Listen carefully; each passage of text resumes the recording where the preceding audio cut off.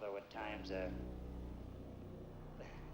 you're pretty scared when you have to roll in on something up there, especially when you look down and you see nothing but a black cloud or a white cloud down below you. It's about as scary a mission as I've ever been on. I think it tries you to just about the maximum, the missions.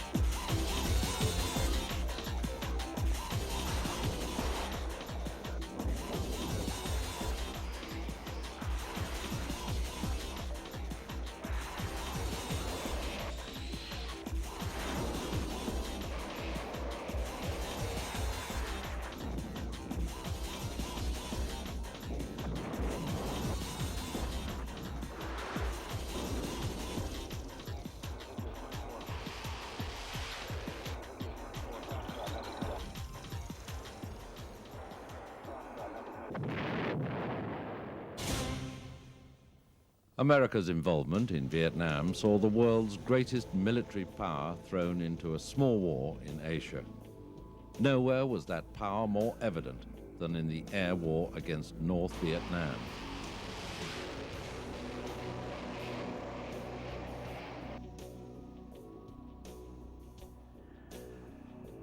The aim of the bombing campaigns against the North was initially to stop the flow of supplies heading to the insurgents in South Vietnam. Ultimately, however, it was to evolve into a campaign directed against the communist war potential. It smashed transport and industrial infrastructures, bridges, roads, railways, ports and airfields, as well as military targets, factories and supplies being shipped to the Viet Cong.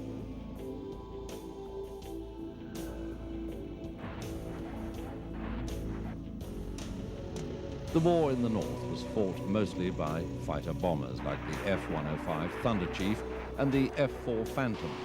Massive B-52 Stratofortress bombers unloaded thousands of tons of high explosive over North Vietnam.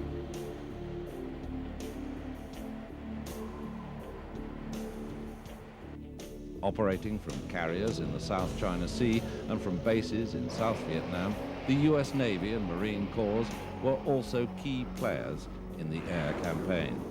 They deployed F-4 Phantoms, F-8 Crusaders, A-4 Skyhawks, A-6 Intruders, and A-7 Corsairs in an intermittent 8-year campaign against some of the world's heaviest air defenses. It was the biggest, heaviest, toughest, and most powerful single-seat fighter bomber of its time. Designed as a tactical nuclear bomber, the Republic F-105 Thunder Chief bore the brunt of America's bombing campaign against North Vietnam. Known universally as Thud, the big fighter went into action in 1965. During the first 3 years of operations against the North, it was numerically the most important strike aircraft serving with the US Air Force in Southeast Asia.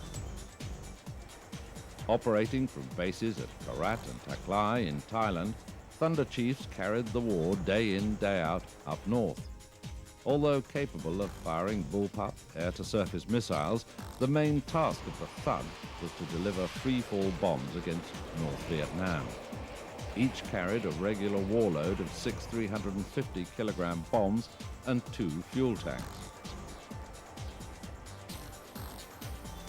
Thuds were also the most important defense suppression aircraft in Vietnam. Flying some of the most dangerous missions of the war, Wild Weasel Thunder Chiefs played a deadly cat-and-mouse game against radar-guided SAMs and artillery over North Vietnam. They would fly deliberately close to the missile sites, hoping to entice the Vietnamese into firing up their radars and missiles. They would try to evade any SAMs and flak fired at them, and then attack with their own anti-radar missiles.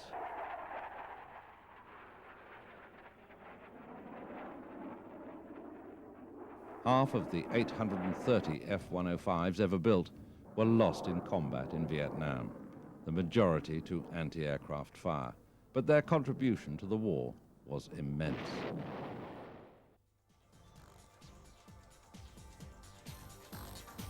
Known to its crews as the Buff, or politely as the Big, Ugly, Fat Fella, the B-52 was used mainly as a tactical bomber in Southeast Asia. Since 1957, the B-52 had been the primary long-range nuclear bomber of Strategic Air Command, but in Vietnam, it was used as a conventional bomber. In saturation raids, codenamed Arclight, the B-52 hammered suspect Viet Cong positions in the jungle and attacked communist supply routes in Cambodia and Laos. Later in the war, it flew strategic bombing missions against North Vietnam. The B-52 had been designed to deliver a limited number of nuclear weapons, but a special modification called Big Belly converted it into a bomber with an astonishing conventional payload. Special racks were clipped into the internal weapons bay, increasing capacity from 27 bombs to 84. Further racks fitted under each wing took the total capacity to an amazing 108 bombs. The total weapons load of a single aircraft was over 35 tons, which was the equivalent to that carried by an entire squadron of World War II Flying Fortress bombers.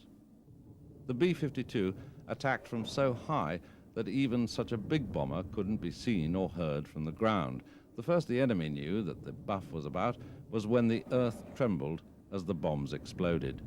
Hugging the ground, the Viet Cong could only wait until the holocaust of steel and fire had passed, until the next time. During the Linebacker raids in late 1972, B-52s attacked North Vietnam over 11 days in the most concentrated bombing campaign ever seen.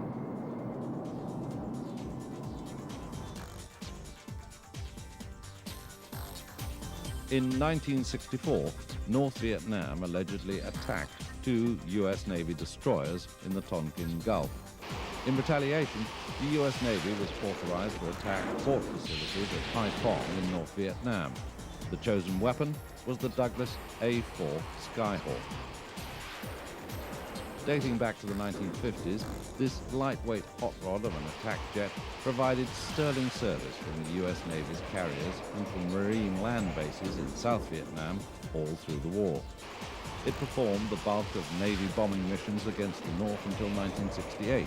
It also flew the specialist Iron Hand defense suppression missions against the formidable Vietnamese air defenses. Although tiny, with a wingspan of just over 8 meters, the A-4 had an amazing weapons carrying ability for its size, combined with high agility. It had a warload of nearly 4 tons. This ranged from free-fall bombs up to 900 kilograms to unguided 70mm rockets, as well as bullpup air-to-surface guided missiles. The A-4 was eventually replaced on large deck carriers by the more capable A-7 Corsair. However, it continued to serve on the smaller decked carriers of the modified Essex class right up to the end of the war. As a result of their long and active combat career, more A-4s were lost than any other type of carrier-based aircraft. Skyhawks accounted for 37% of the U.S. Navy's combat losses in Vietnam.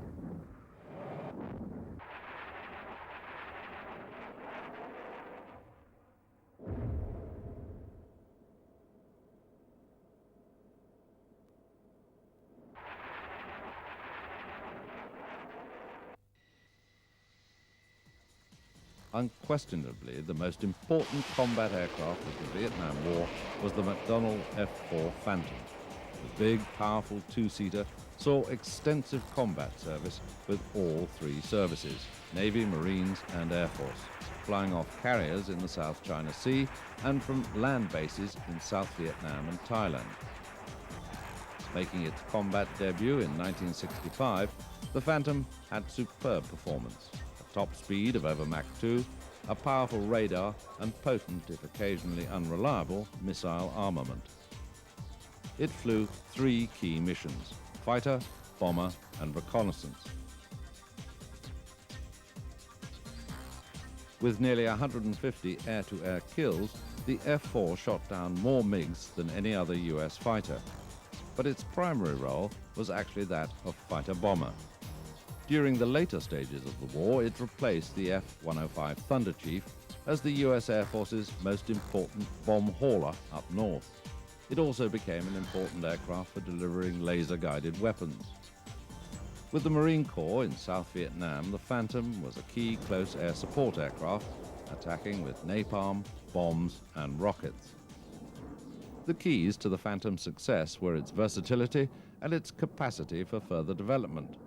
As the war progressed, new F-4 variants entered service with even better fighting capabilities.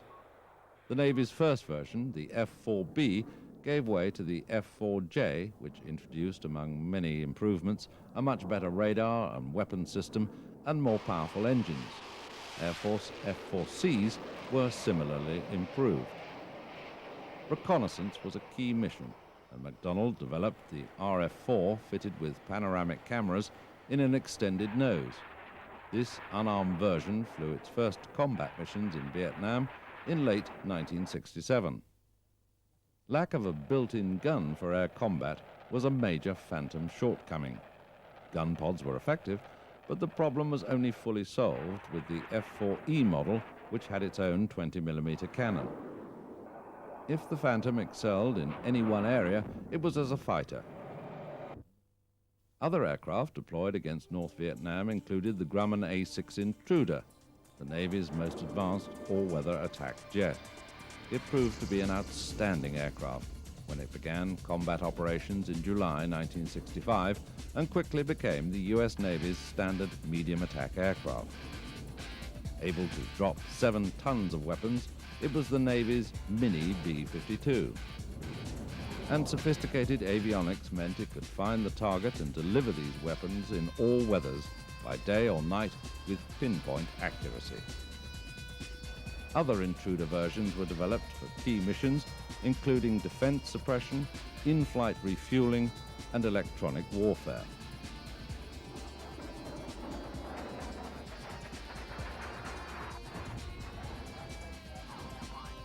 A-7 Corsairs were used by both the Air Force and the Navy in the light attack role.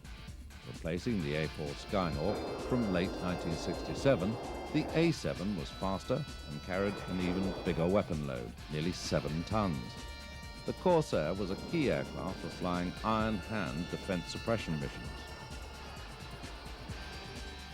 Obtaining intelligence on the North Vietnamese military machine was a highly dangerous mission. The super-fast McDonnell RF-101 Voodoo gathered much of the tactical reconnaissance from the north during the first half of the war. In the words of one pilot, the single-seat machine flew alone, unarmed, and unafraid, taking pictures with its fan of panoramic and oblique cameras. The vital information obtained had a price. Many Voodoos were shot down.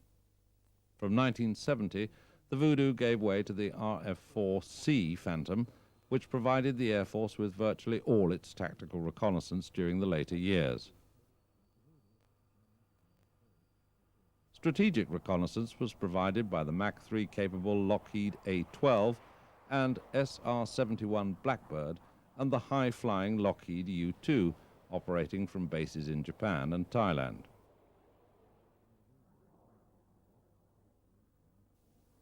Navy and Marine Corps pilots also flew RF-4 Phantoms, as well as RF-8 reconnaissance versions of the much-loved Voigt Crusader fighter.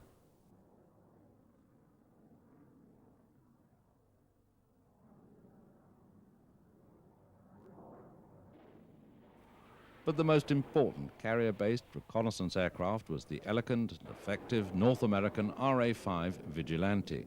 These were among the fastest and heaviest aircraft ever to serve on carriers. Support aircraft included Boeing KC-135 tankers and RC-135 intelligence-gathering versions. The tankers provided refueling for bombers and strike aircraft heading north. The KC-135 also saved many aircraft and aircrew which were returning after combat with low fuel or battle damage.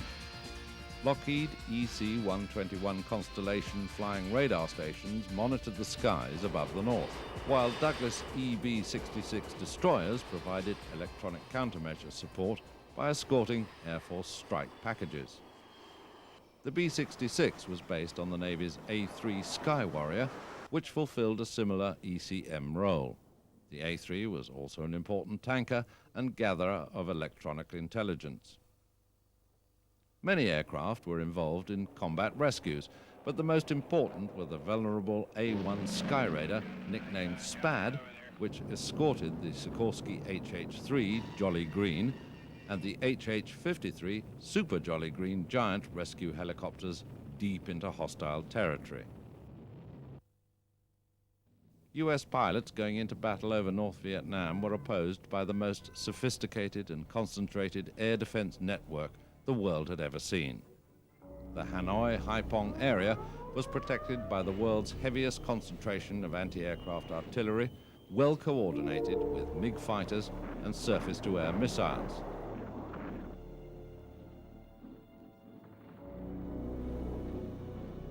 In 1964, the North Vietnamese had fewer than 1,000 medium and heavy anti-aircraft guns to defend the entire country from air attack.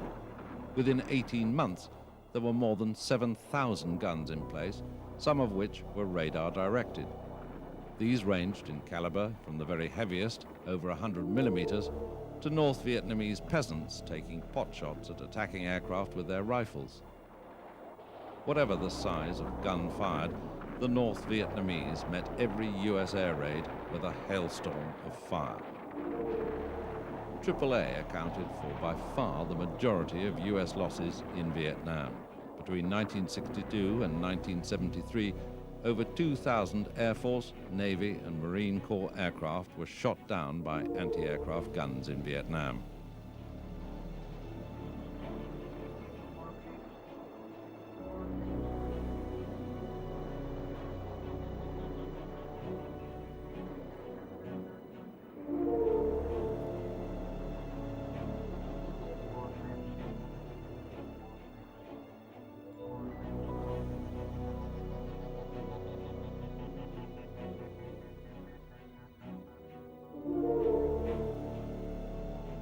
Alongside the guns, the surface-to-air missile posed a major threat. An American pilot describes his impressions of the North Vietnamese air defenses. Flak was kind of a random thing. You never had the feeling that a particular gun was shooting at you in particular. There was just a lot of it around, and sometimes you got hit, sometimes you didn't. The scariest thing was the surface-to-air missile, which you knew once one was launched, you basically watched it, made a couple maneuvers with your airplane, and if it was following your airplane, it was real obvious. And then it was a matter between you personally and that missile. And that was much scarier, even though it was statistically much less dangerous than AAA. It was much scarier because it was a lot more personal. By 1972, North Vietnam had more than 300 operational SAM sites. Fighters were also an important part of the defensive mix, with MiG-17s and MiG-21s being the main North Vietnamese defensive fighters. Both were formidable in air combat and were flown with skill and aggression by their pilots. MiGs and missiles accounted for some 276 American aircraft losses.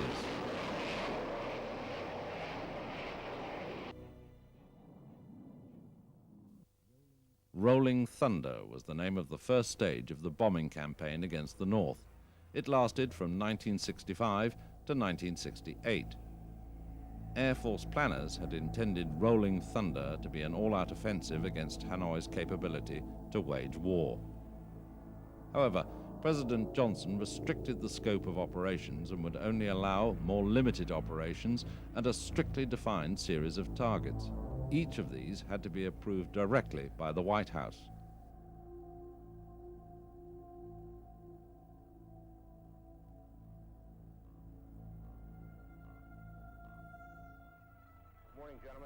Crews flew missions day in, day out. Lines of tension are evident as a mission is announced against a particularly well-defended target. 30 north, 1060750 east. The target itself is an unserviceable railroad bridge under construction.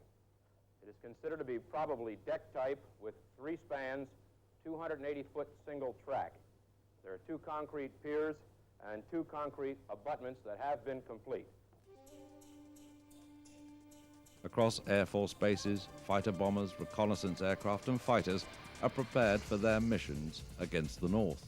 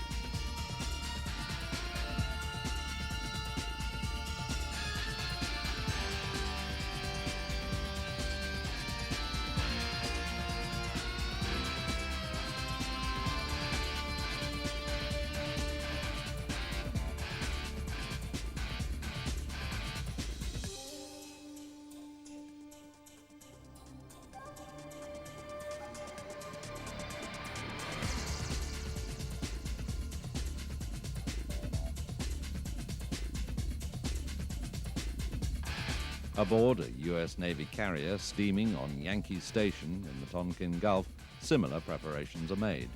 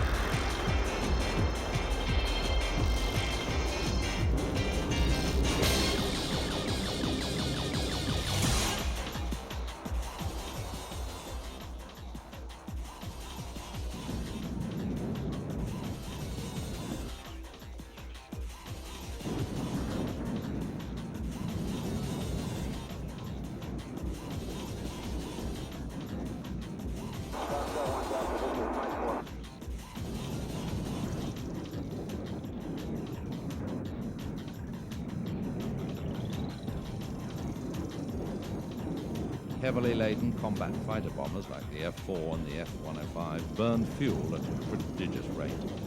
To extend endurance, combat aircraft in Southeast Asia were supported by the KC-135 tankers of Strategic Air Command, which performed hundreds of thousands of refuelings during the war.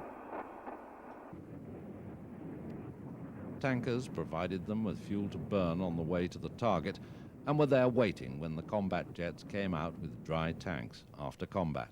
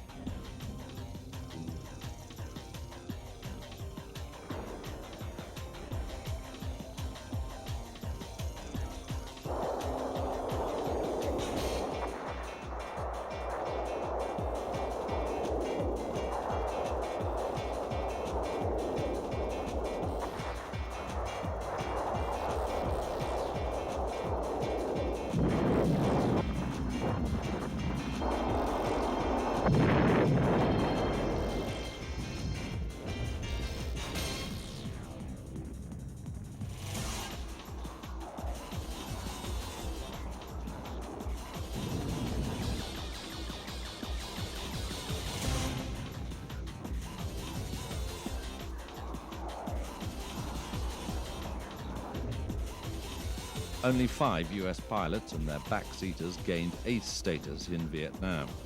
The sole Navy aces were Randy Cunningham and his radar intercept officer, Willie Driscoll. Here, Cunningham describes his first MiG kill, which he scored while flying a Phantom in 1972. I just got through breaking from 36 SAMs that were fired at us over Quang Lang Airfield. And as I came out of a SAM break, just trying to get out of the area, I saw 2 MiG-21s at treetop level exiting the target. One was about 500 feet, the other one was about 800 feet, stepped up like this. And I was doing about 650 knots at treetop level. And as I came up behind the one MiG-21, Willie said he's locked. He had a little lookup. And just as I fired the missile, and the missile came off the side, he went into looked like about an 8G turn. And you could just see the vapor trails turning off of his wings. I did an aileron roll and then brought my nose back to him, and just as he dropped his wing, I shot my second missile.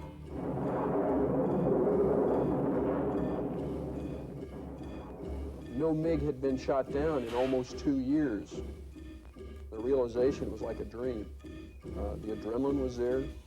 It's like when you win a gold medal in the Olympics. The excitement was there.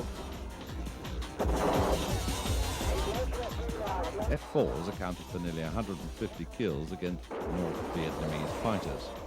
Air Force F-105 Thunder Chiefs and Navy F-8 Crusaders were the next top MiG scorers.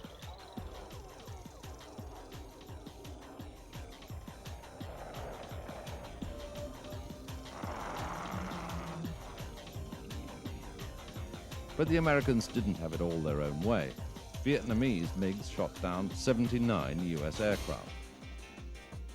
In total, US pilots shot down 250 North Vietnamese aircraft in air combat.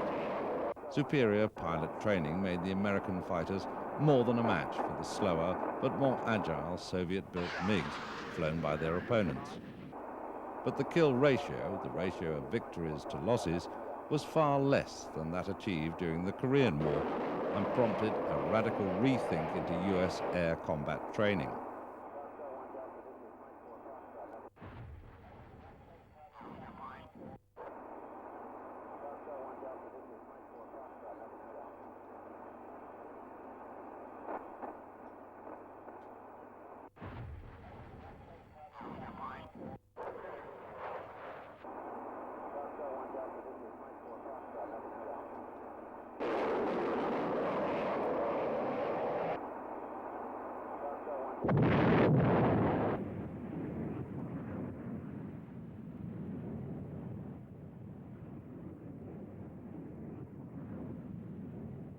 The pace and scale of the US air attacks against the North made combat losses inevitable.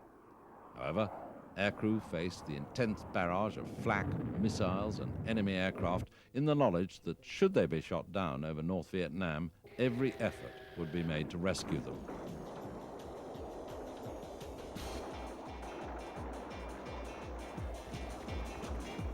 To this end, the US Air Force set up special rescue squadrons in northern Thailand, equipped with long-range rescue helicopters and propeller-driven A-1 Sky Raiders.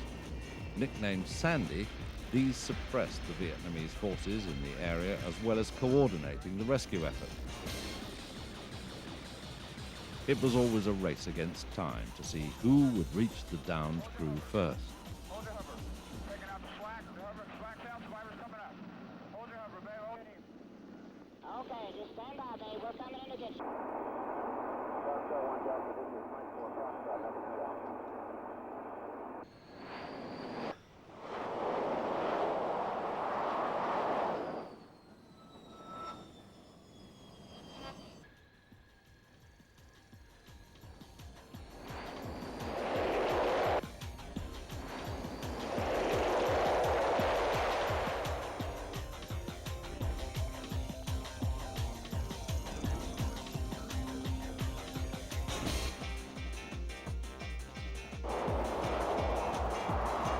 The Rolling Thunder bombing campaign, paid for with huge cost to both sides, never came close to forcing the North Vietnamese to give in. In spite of the US air attacks, troops and supplies still left the North, wading, swimming or by foot, to support the war effort in South Vietnam. A US bombing halt was imposed from November 1968 to May 1972. By this time, US President Johnson had been succeeded by Richard Nixon, who unleashed the full might of American air power during the Linebacker II strategic bombing campaign in the last days of 1972. The chief instrument of American retribution was to be the B-52, which would be let loose without restriction against the North's war-making capability. 30 seconds prior to release on your primary target, X-ray 26. At the height of the campaign, air bases on Guam in the Pacific and in Thailand hosted more than 200 B-52s. 16.0 seconds. Ready now. Good. Coming up on our stick now.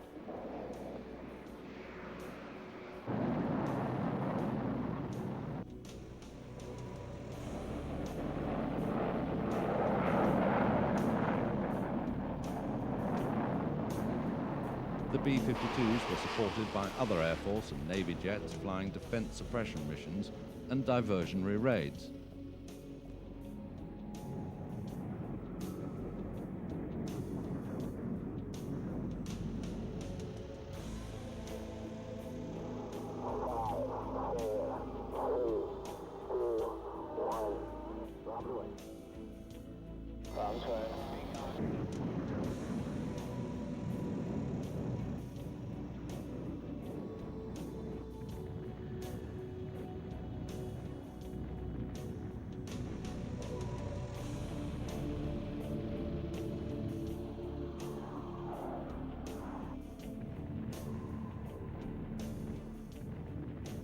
In an 11-day campaign over Christmas, the B-52s bombed Hanoi and Haiphong, striking at strategic military targets in the middle of heavily populated areas.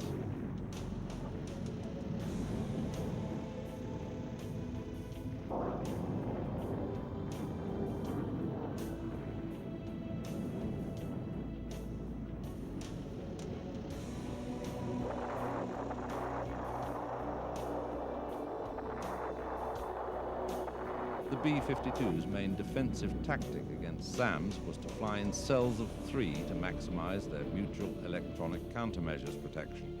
In spite of this, the North Vietnamese fired their SAMs in barrages and managed to shoot down 15 B-52s as well as hitting and damaging many more.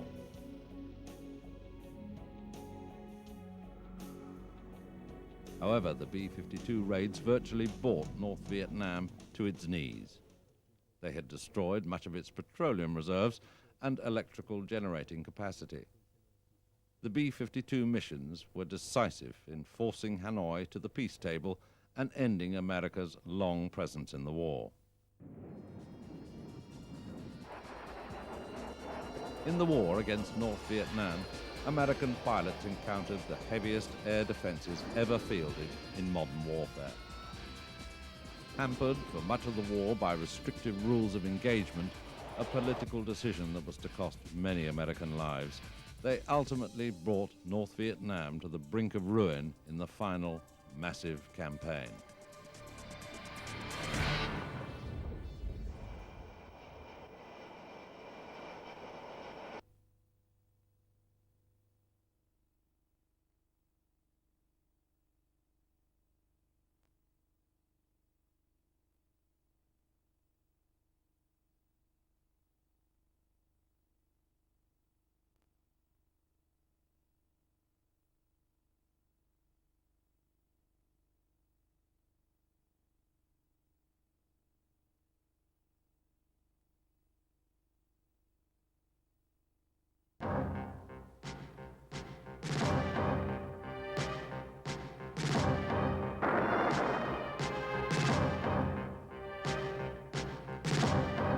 Let men everywhere know that a strong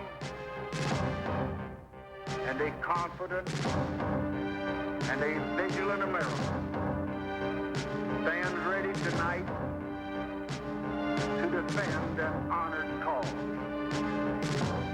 Whatever the price, whatever the burden, whatever the sacrifice that duty may require.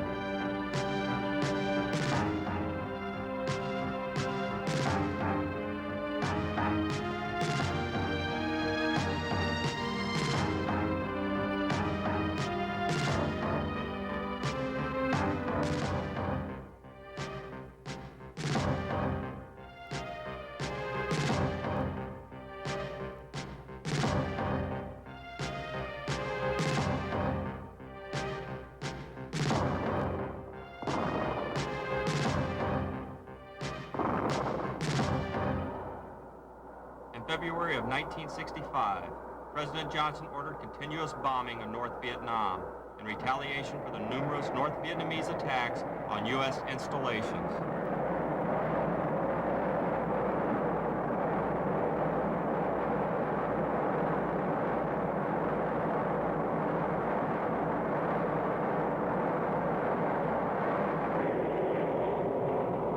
Aircraft like these B-52 bombers could carry as much as 30 tons of explosives.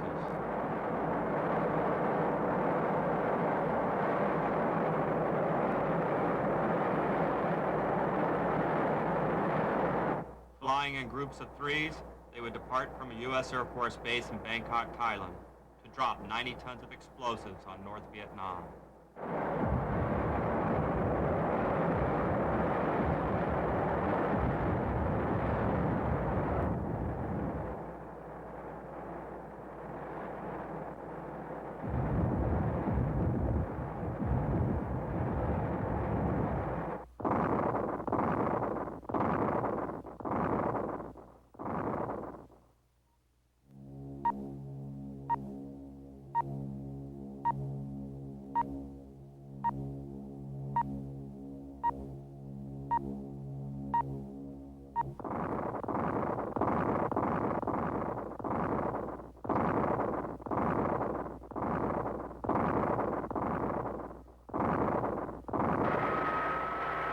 By October of 1965, there were over 100,000 U.S. American troops in Vietnam, with U.S. Marines doing most of the fighting.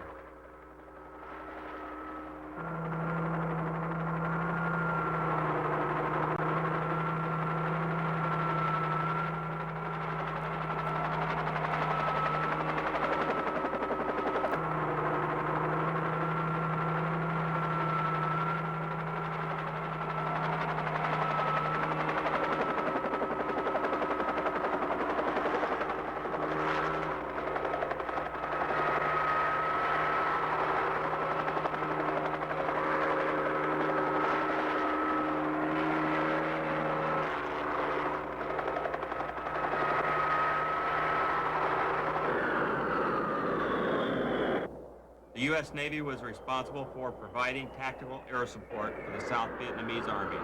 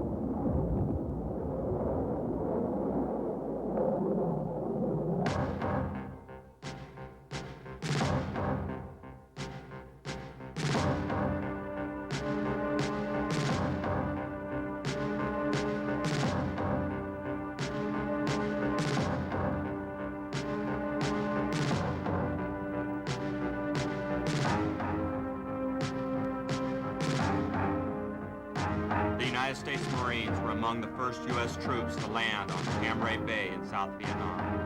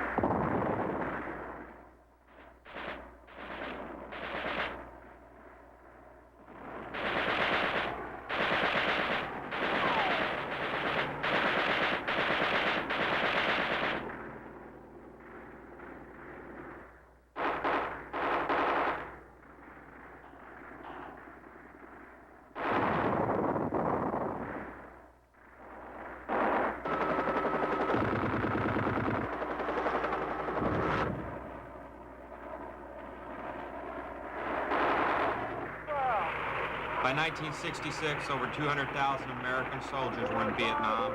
In the South, the military strategy has shifted from that of pacification to that of search and destroy.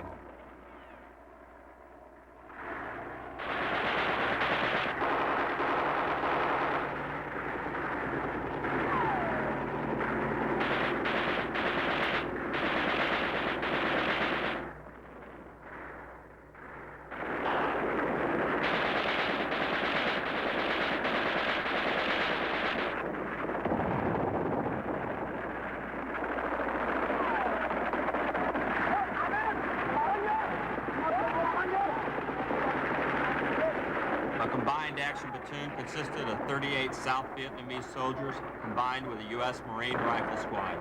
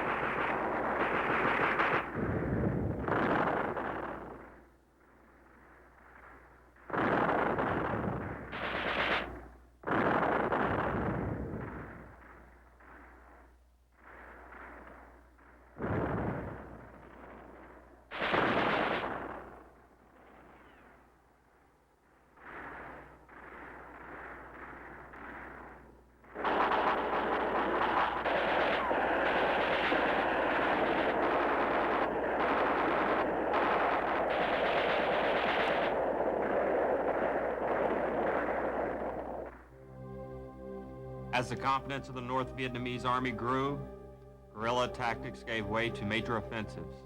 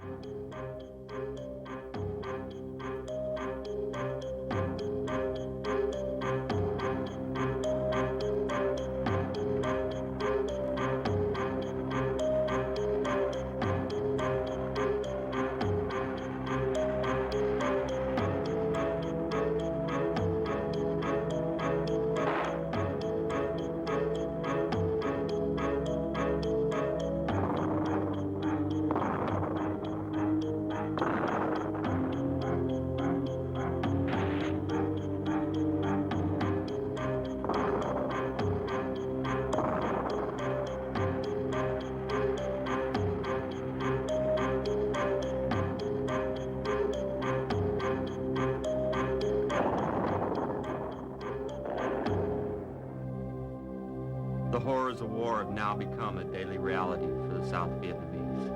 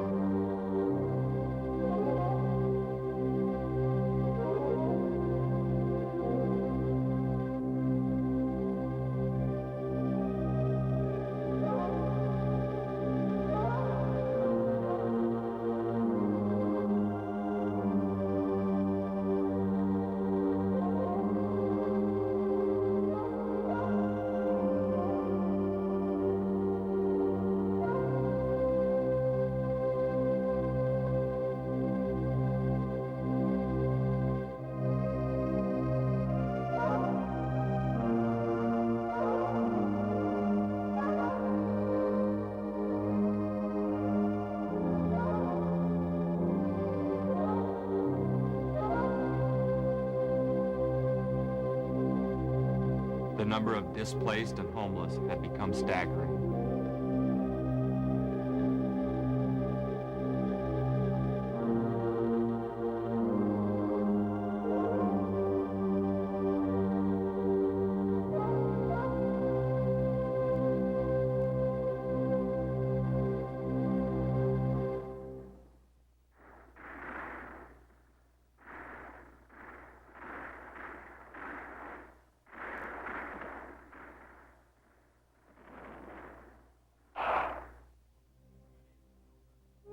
For many of the children, war became their only teacher.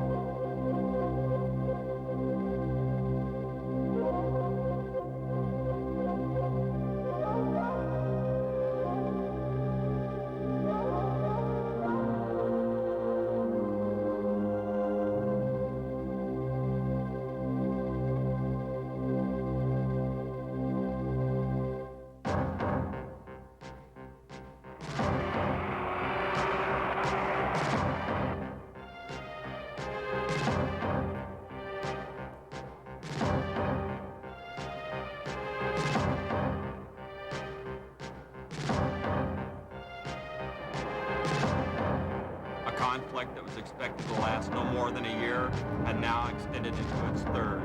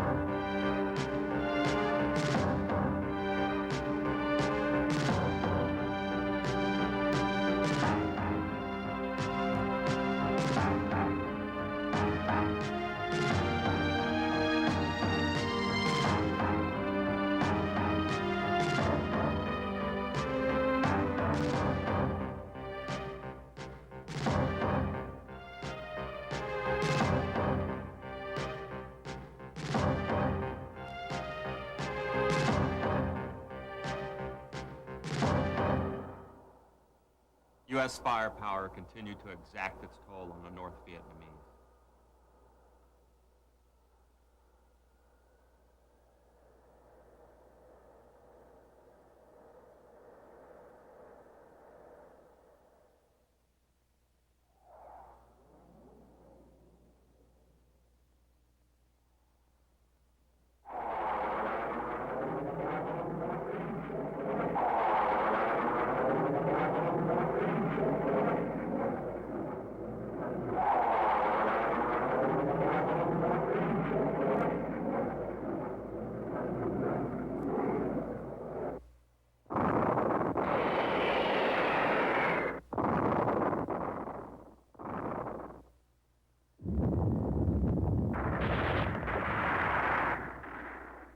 In February 1968, the Communists launched a Tet Offensive, attacking almost every major capital city in South Vietnam.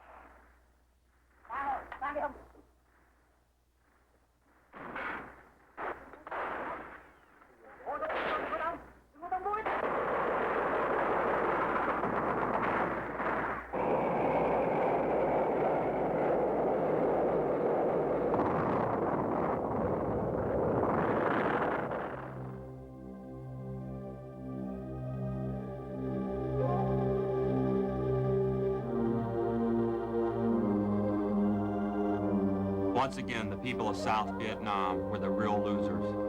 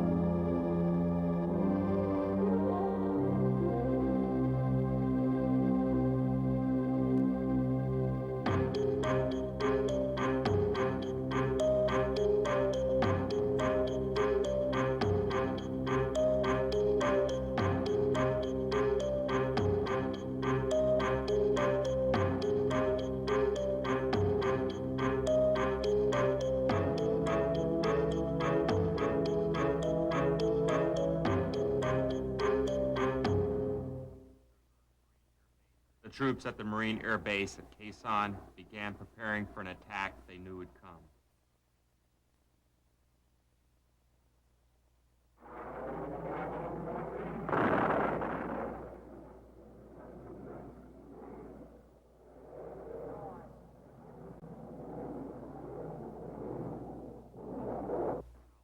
Meanwhile, further south in Saigon, not only the city but the U.S. Embassy was under siege by the North Vietnamese.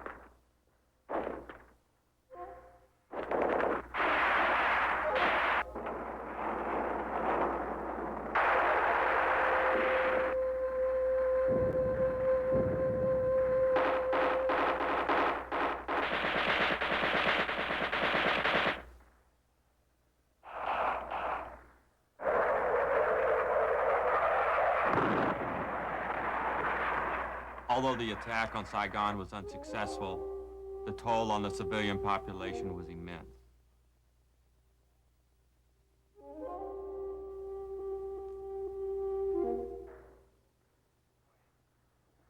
Hue, one of the oldest cities in South Vietnam, was not spared and fell victim to the North Vietnamese.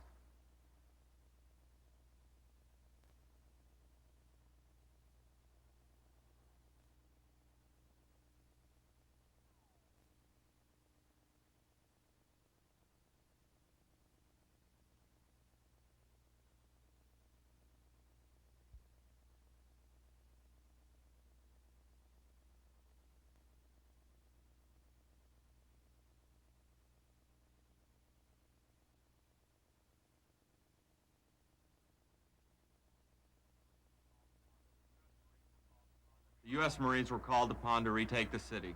Although suffering heavy casualties, they decisively defeated the North Vietnamese army.